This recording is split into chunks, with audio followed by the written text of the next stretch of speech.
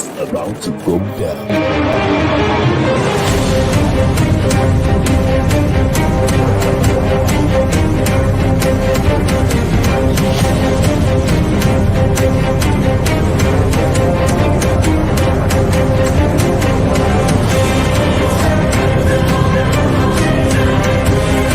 It's lovely pass, and there he turns cleverly. Can he find a finish? Oh, he can! Skilled by Joshua, and a return right hand. Good counter right. Bullen is hurt. Second right hand. That clipped him as well. Now he goes in for the kill. Well, Ricciardo is inching into the lead, and Ricciardo that win the Italian Grand Prix! Eguavoen running the floor. Still leading the way with Canada in there too, with the Netherlands.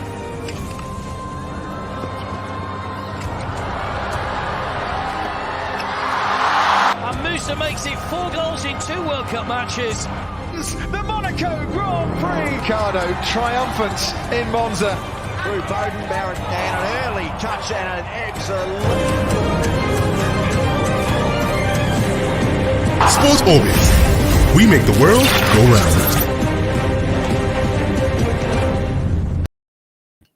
Hello and welcome to today's episode of Sports Orbit, reaching you from the Leadership Podcast Studio. My name is Afacho. Salifu Usman is here with me. Salifu, welcome to Sports Orbit. Good afternoon. It's always a pleasure to be on Sport Orbit. On today's episode of Sports Orbit, of course, we'll begin with the news just coming from the NFF concerning the relieving of the duties of Super Eagles interim technical advisor Austin Eguaveon and the sacking of his entire crew members. Of course, this followed the failure of the Super Eagles of Nigeria to qualify for the 2022 World Cup. And also in the meantime, NFF has also withdrawn the 2.5-year contract offered to the coaches and terminated the appointment of the entire technical crew. Salifu, I mean, if anybody said this news was coming as a shock, I think the person must have been lying, because when I saw this news today, it wasn't a surprise to me, because I didn't expect the NFF to do anything less than this. I mean, people have even performed better than this. People have qualified Nigeria even for the World Cup, and the following day they were sacked. Not talk of you not even being able to qualify us. And he's instructed them that, including his entire crew, just when we're about finding their feet, thinking that, okay, we've gotten this job, then here we are receiving this big news. In fact, not to cut you, someone even said he should even be fired from his role as technical director also. Well, we are quite correct. When you see people have qualified us and still get charged, the first thing that came to my mind was this coach Shaibu Amodu of blessed memory.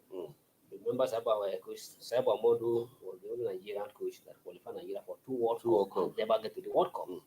He qualified the team where the team was in this matter to qualify in 2002, where he qualified the country for Korea Japan World Cup.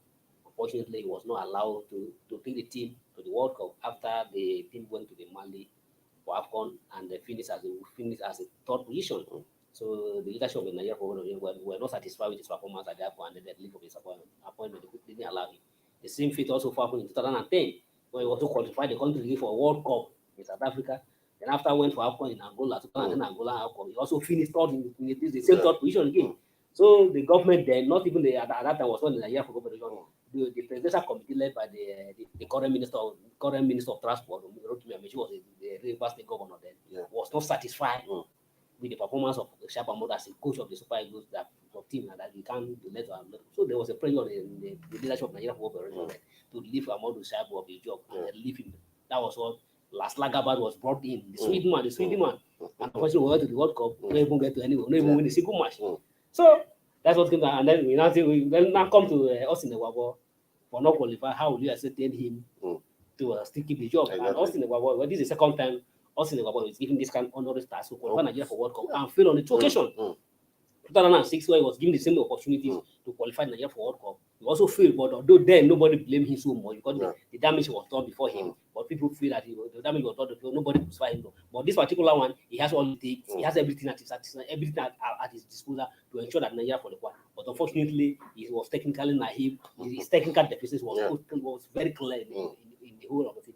So, and just like you said, to me, well, maybe Nigeria Football Federations, just like the news doesn't come to anybody as a surprise.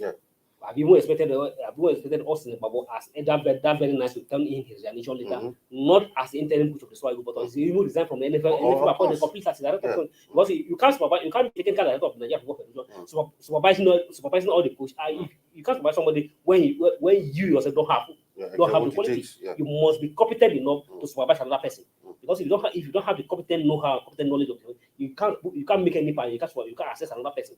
So I can maybe expect that they will also remove him from technical director. Maybe very soon another step will come forward. But although earlier there was a rumor that Eguavoen resigned his position, that he resigned. But when they started flying on the social media that Eguavoen has resigned, I said, well, let's just see how did he resign. So somebody who doesn't even have a contract in the first place. In the first half, did he resign? Although even the 2 years contract that was given to him, remember Eguavoen never even signed that contract. The contract was given period. Just about he did to the match in this before the match in Ghana in the first leg. And what the Nigerian was trying to do is to ensure that he has a contract. He shouldn't feel that if I qualify, they will not be allowed me to get to the World Cup. So there was a contract on the table for him, qualify and sign the contract. He needs to sign the contract. But since Nigeria not qualified, that contract has been withdrawn. So nobody's surprised about this. But the only thing that the whole entire is good that they uprooted the whole entire crew. Of course. Whole entire crew, and we hope that Nigeria Football will come up with a decisive decision, a very critical decision that will change the face of Nigeria, change the face of the Super Eagles and the Nigeria Football Federation. But people are also asking that not even the Eguavoen, they shouldn't sacrifice Eguavoen and discussing crew for just this. But people are also responsible for what happened of Nigerian not qualification, not Eguavoen alone. Me, I strongly believe that the Nigeria Football Federation has 60% of the blame of what happened. Because when they're supposed to have taken the right decision, they refuse to take the right decision. When the relief or get the law, they're supposed to take a decision, they don't take a decision. Even releasing of a law, they were just delegizing. Is it going to be? Is it going to be? And nobody will actually know. So if they have taken the right decision at the right time, maybe by now would have known where we are. But unfortunately, to me, the incident of our non-qualification for the World Cup, and Nigeria Football Federation, among the picnic at his crew at the NFF, still have 60% of the blame. And they should just try to say about them to also resign from their position. And if they don't resign from their position, Nigerian Football Federation will ask them to resign. I mean, for someone like Eguavoen, you can't be this fortunate because he was in a very good position to make a name for himself finally. But with this kind of incidents happening, a colleague of mine said, he said he doesn't think Eguavoen will ever have this kind of opportunity again to coach any of the national teams ever again. Because remember that even at a point when he even coached one of the NPFL side, from his assessment he got was that he failed. Exactly. Exactly. So clearly it shows that I think technically he's lacking. Technically, well, he's a former international. He has paid. He's a former international. No doubt about it. With all due respect, he has paid his dues to this country. He has contributed to the development of football in Nigeria for this country. But there are some shoes that if you shoes that is bigger than your size, don't even dare to wear the shoe. But Eguavoen is like his dreams against achievement. Every opportunity that I've given to him, he has failed. Like I said, in 2006, he had the opportunity to qualify and get for World Cup. He couldn't succeed, but then nobody blamed him because the damage was done. Because after we lost the first match to Angola in Kano, so people didn't say Eguavoen fought then. At the same time, 2010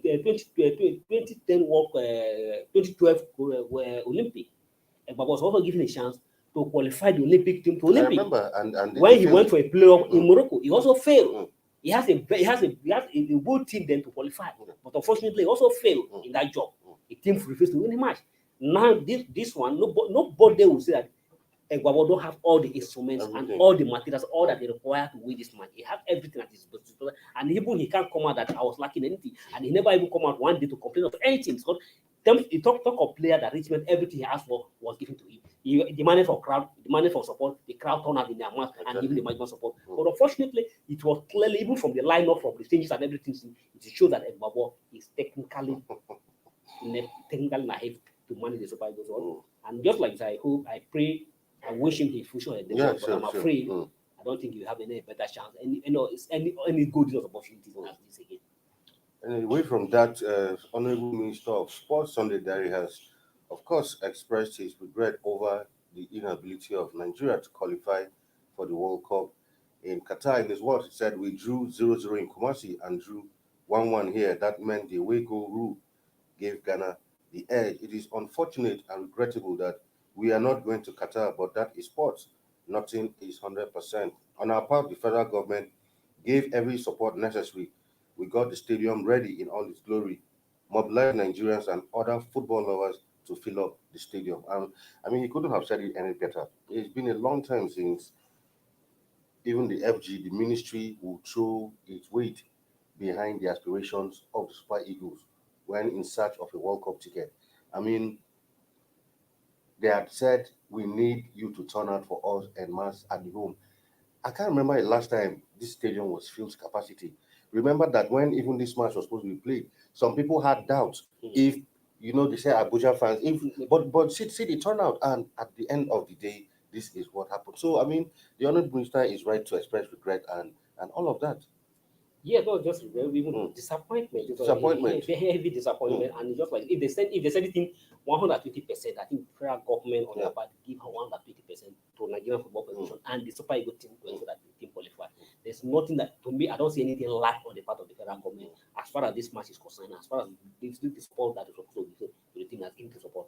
So even the way some people are using that, why the first place, why did they bring the match to Abuja? And I begin to ask, when they wanted the match to play. Exactly. People say that Abuja is changed, that the Super Eagles have only half a program in Abuja. What is there any demon on the football pitch? The last time during the qualifiers, we lost a match in Lagos.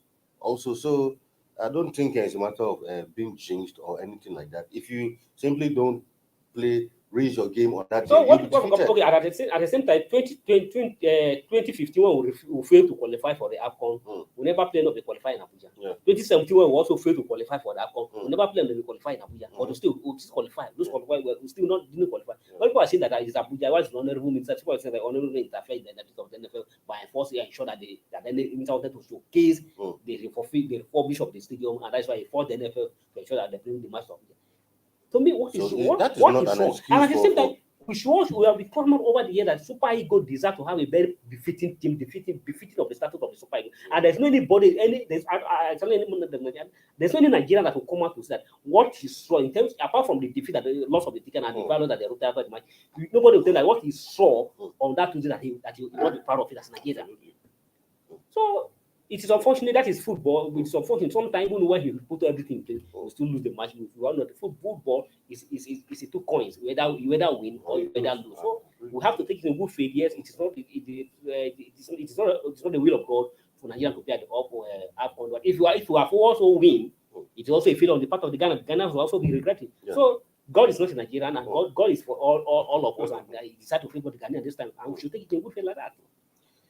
Goes away from that, but still onto the fallout of that ill-fated World Cup qualifier. Now we're hearing that some NFF officials impose players on Eguavoen from the source. Who he said the starting lineup that Eguavoen used, that initially he had wanted to stick with the starting 11 he used in Kumasi, but due to some pressures from wherever those pressures were coming from, he had to rejig his team. For me, when you lose matches, you begin to hear all kinds of stories. As long as I'm concerned, those people who started that, the changes he made, they were all Nigerians also. So there's nothing in football that says that because you use a team, the 11 you used in Kumasi, did they win the match? No. So if they won the match and you're saying, okay, like they say in football, you don't change a winning team. If they won the match and you change it, it would have been a different thing. But they didn't win that game. So it was needed that you do something different. And we didn't qualify, and people are saying, no, he would have used that. So I really don't buy into that. One of the dirty side of the journalism that as a journalist, where you see a news, you still have to give every side of the opportunity to explain their view. If not, to me, that is not an issue. If we have won that match, would have come out, or his source, or his associate would have come out that no, those players were imposed on Ghana. All the real he was he changed the tactic and see the thing, get the result. So he would have come outside to credit those that imposed the play on him. No, he would have taken the credit all the long. So as far as he accepted those players that they imposed on him, and if they have won the match, he have taken the credit, he should also take the whole credit. Of course. So you shouldn't blame anybody. And at the same time, let me just tell you one story. We should know that if you know your owners and you know that what you stand for and what you believe for, Nobody will put somebody on you and you take it. Because they all know the final the ball line on your table, and it's left for you to decide. Remember 2010 at the World Cup in South Africa, the Swedish coach Lars Lagerbäck, the Nigerian Football Federation imported somebody to the South Africa who they call him a man of God, a prayer to pray for the team. And so when it was the time the match against Ukraine, when it was time for the team to move for the stadium, to move out to go out for the match. So and when the coach answered, you now see a different person, the player inside the team box. And the coach said, "Who is this person?" So the then NFF secretary, NFF general, I don't want to mention his name. Said, "No, coach, cool down, coach, cool down, coach, cool down." He said, "Cool down, who is this person?" They said, "No, coach, cool down, cool down, cool down." No, if you don't come down, I'll not go to the team. I'll come down. The coach insisted that he must come down. If you don't come down, he will not come down. The coach refused the entire point. And that's how I'll bring the man out. So they said you pray for the team. So if you are a coach, you know that the ball lies on your table. And if truly somebody is imposing somebody against your own decision and what you believe in, if you don't have a fear or is any in your own stand, if somebody is imposing you, it's left for saying no. Whoever is imposing, president or whoever is no, this is my decision and my decision stand because the ball lines stop on your table at that time. So as far as you willingly take the decision or whatever suggestion that was given to you, you have to take the either wood or by sorry yourself. You have to get the bronze. But if you have won that match, you would have come outside to credit those people. If not for those people, I would have won this match. I agree with you completely. At this point, we'll go for a short break. When we come back, Sport Orbit still continues. Don't go nowhere.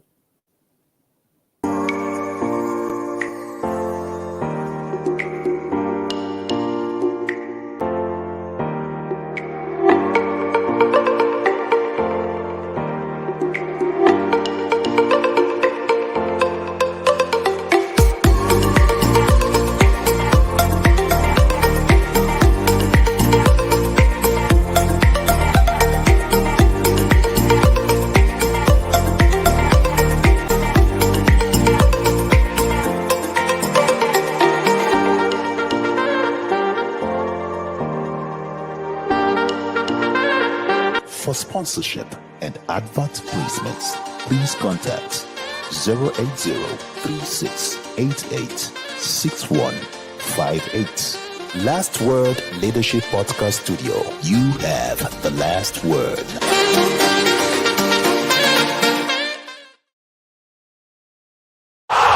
Sports Orbit. We make the world go round. Welcome back from that short break. You're still on to Sport Orbit.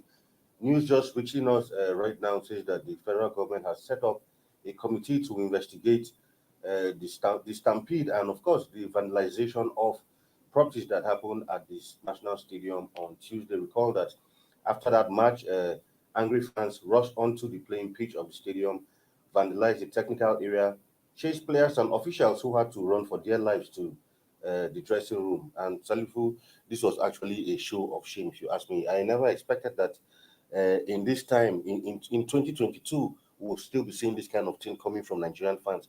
I thought Nigerian fans had gone past this stage, and especially in Abuja, where we think that people are more civilized and all of that, but this is what we got. We're quite embarrassed, and I'm also disappointed that we can still behave like this in the 21st century. And we should understand. We should also learn that football is just a two coins, we either win or lose.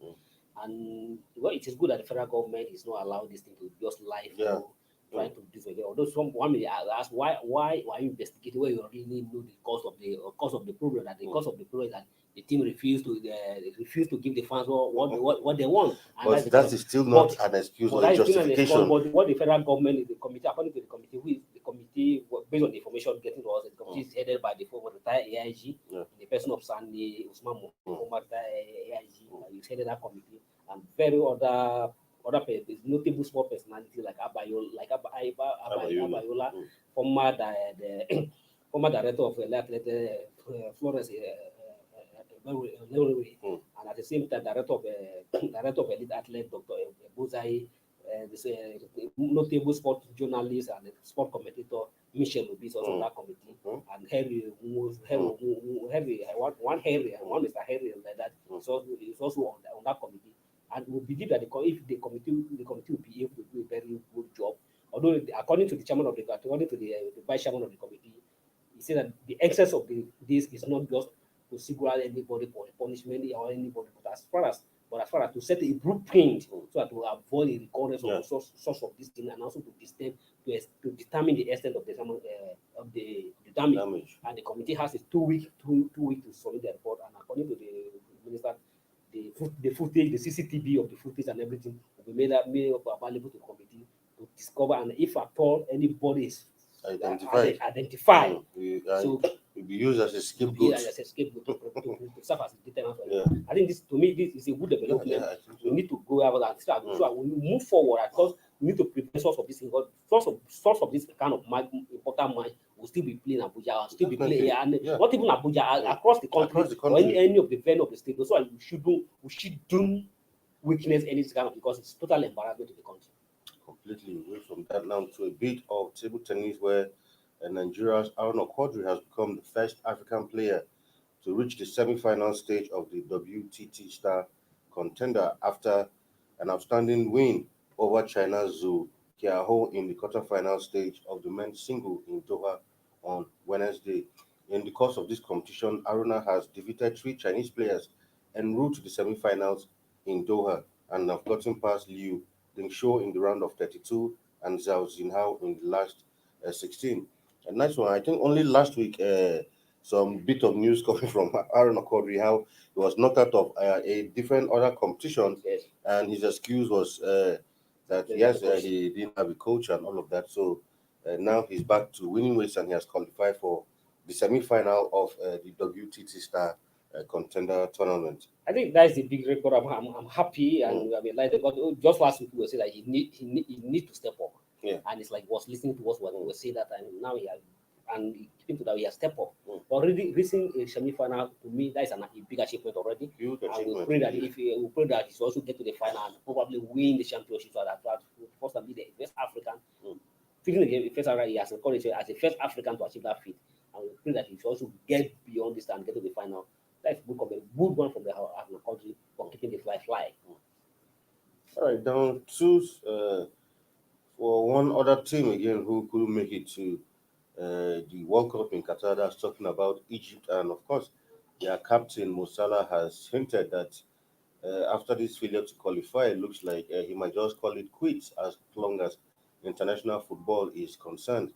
I mean, Mo Salah, having won so many things with Liverpool, he's yet to win anything significant for his country, and for this kind of thing, I can imagine how painful it can be. I mean, a certain Lionel Messi too went through this for many years until he finally retirement. Yeah, exactly, until he finally got his hands on the Copa America last year. Do you think Salah will keep his promise, or maybe next time around in the African Cup of Nations he might want to try one more time to see, just like Messi, maybe they might just be lucky next time around? Yes, in as I sympathize with Salah and understand the pain is when it is going through at the moment, because he has given everything and he deserves to be at the World Cup, he deserves to win AFCON for 2 consecutive times. You see the AFCON trophy before him, he couldn't touch it, lost in the final 2 times. It's very painful, and I expected this kind of announcement to come from him. But however, I still believe that he still have a role to play in the Egyptian national team. So we're advising that yes, it is difficult to take it's difficult to bear this pain, but at least this is football. He should understand the pain of football, but he should still stay behind, because he still has a role to play for the Egyptian national team. He shouldn't mind what the fans talk about, but the fans sometimes can be very irritating when they believe that, especially when he miss the penalty, they can just use it to mock him up, say but he shouldn't be discouraged by the attitudes of the fans. He owes his allegiance to the country, not to any individuals or anybody as a Spanish fan. So I urge you that he still stay on. Probably, just like you say, who knows, the 2023 AFCON he will be able to lay his hand on the cup. He still have 2 years or 3 years more to play for his national team. No more, because I mean, looking at but at the same time, age, yes, he's still at a very good age. He's not up to 30 yet, or is it 30? But I mean, his age range is still at a very good age. So, but these are some people who know what it means. But at the same time, I expect this kind of announcement to come from some Nigerian players. For instance, I've said by now that Musa Ahmed, exactly. well, having failed to qualify for the World Cup, I'll hang my boot and Amusa to me, he deserves to have that on national team for now. Yeah, Even people like Igalo may not announce the time again because having done that before, that I still come back. He may not announce the time. Maybe he will just quietly. Just leave. Tell them please don't extend for that invitation to me. Just a gentleman's agreement. So don't but for Musa, we expect him to come out the announcement. We also heard that there's like Leon Balo is planning to also quit the national team. But I strongly believe that Leon Balo will still have the time to play. Yeah, sure. He shouldn't mind missing of the World Cup ticket, but he should still be able to have a role. He still play a very important role in the national team. I mean, we still have, before the next World Cup comes around, we'll still have maybe like 2 more AFCONs. So for me, it shouldn't be a case of players wanting to hang boots. You can still, the AFCON, I mean, thankfully not because of the postponement, it was held. So next year there's another AFCON. So there's another chance to at least redeem yourself. So, well, we wish him well. You know, for say it was like that too with Messi, where the Argentine fans even turned on me and said when it comes to Barcelona, he's the star man. He does all his way, wins everything. But once it comes to Argentina, he becomes something else. And Mo Salah is beginning to. And that's the same thing. The same thing we have started telling to saying to Salah because when he comes to Liverpool, he has achieved everything, do everything, very fantastic. But they were expecting him to carry that kind of symbol, but to that kind of responsibility and what he displayed for Liverpool to bid for the Egyptian and maybe the Egyptian fans feel he has not done enough. Away from that now to the World Cup draws where tomorrow. Cafu, former Brazilian captain, Lothar Matthäus of Germany, and of course our own JJ Okocha, including Algerian legend Braba Maja, will be among illustrious assistants who will be out there in Qatar for the World Cup draw. In the words of Cafu, he said, "I'm getting used to this, but it still gives me goosebumps." For the third time, he'll be playing. Taking part in these World Cup draws, and for him, he said he's done it over and over again, but it's an event he still looks forward to taking part in. And thankfully enough, JJ Okocha is also right there in the mix. Well, for a former player and a former winner of the trophies, it's always a delight for them to participate in such an event like for Kufu. But I was when I said the name, I was so cry. I said, I want JJ. How I wish Nigeria will also be there on the draw. Yeah, exactly. So JJ got in the absence of Nigeria. JJ will represent Nigeria at the draw. So, so it's a good one and it's a good recognition extended to them by the FIFA. And then quickly before we go, we just the new the FIFA ranking has just come out, and if our producer have that, can we have a quick look at that? FIFA rankings for March is out, and of course, right now as it stands, Brazil have leapfrogged Belgium to become the #1 team. Recall that Belgium has held that position for a long time, and the Brazilians have displaced them. Displaced them with Belgium in second place, France #3, Argentina. Champion, exactly. #5, England. European champions, Italy, who and unfortunately, not qualify for the World Cup. At #6, then the Spanish side 7, Portugal 8, Mexico #9, and the Netherlands make the top 10. I mean, as always, it's been a long time since we saw any African country in the top 10, and here, even in the top 20, of course, and then Senegal occupies number 20th. One in Africa and 20th position. Now, by the new ranking, Nigeria is not second in Africa. I don't know if the producer can screw it up. Let's see the positions of Nigeria in the world. Of course. So, but despite our non-qualification, we still move up. When we were third in Africa, now we're second in Africa. Despite not qualified, but I believe that maybe after the next qualification, we are going to drop down. We don't know what will happen. But one thing we understand that this not qualification, failed qualification for the World Cup is going to affect the Super Eagles. Definitely. The marketing balance of the team will drop down. Now, even in terms of even doing business with the Super Eagles, every partner and every private organization wanted to do business with the Super Eagles. We'll now hold back. I can imagine maybe, for instance, Nike would have been thinking of how to release new jerseys, new track for the Eagles, and that's how that business now for now. Other partners of Nigeria Football Federation, and Nigeria Football Federation, I believe they understand what they have missing, and I believe they should be able to up their game and to ensure that we shouldn't suffer this kind of defeat again. All right. I mean, it's a defeat that. Okay, Nigeria is 30th in the world at this point in time. Not still too bad, but let's see how the next ranking, when it comes out, we'll see where Nigeria will be. I mean, this missing out on this World Cup is something that will hurt Nigerians. We're not second in Africa. Morocco is second. Morocco is 25th. Yeah, okay, Morocco is 24th in the world. Yeah, so Morocco is second in Africa. And of course, Egypt 32. That should make them number 3 in Africa. 32. Okay, number 4. Yeah. In Africa and 32 in the world. I mean, like I was saying earlier, this is one defeat. This missing out on Qatar 22 is something that will hurt Nigerians for a long time. The whole of because business, everything. Yeah, because I mean, even the journalists are not even left out because your dream to go and cover the World Cup has now been detached. But it is totally very few people that can afford forget to that, still go and cover the World Cup. Yeah, because we've gone to the World Cup to the point that it's almost become our better. I mean, since South Africa, we've been consistent in qualifying for the World Cup, and all of a sudden to just realize that we won't be in Qatar. Since 1999 when Nigeria, since 1994 when Nigeria first made the US World Cup make its debut at the US 94, we only missed World Cup once. That was 2006. Yeah. Since then we are consistent in qualifying for the World Cup, and now for the second time now. And the first World Cup that will be even holding in the Middle East. For that matter. So that's a sad one. But whatever it is, just to pull ourselves together, bounce back, and we hope that the NFF will do a better job of appointing a new coach and a whole new technical crew. The good things what this failure presents Nigeria is that it's an opportunity for us to reorganize. Now the election of Nigeria Football Federation is coming up in September, and I believe and I pray that those who are supposed to decide who rule Nigeria, who govern Nigeria Football Federation, to learn from this and be able to select people, perfect and genuine people who have the interest of the interest of Nigeria Football Federation in place to manage the football, not people who will use Nigeria football to build their personal personalities. Exactly. Anyway, this is where we slam the brakes on today's episode of Sports Orbit. Saliku, thank you for being in the studio with me on this episode once again. Thank you, it's also until we come tomorrow your way again. Tomorrow is Friday, the last for the week. I remain your anchor Alpha Chuanis. Stay safe out there and goodbye. Thank you for watching. For sponsorship and advert placements, please contact 080-3688-6158. Last Word Leadership Podcast Studio. You have the last word.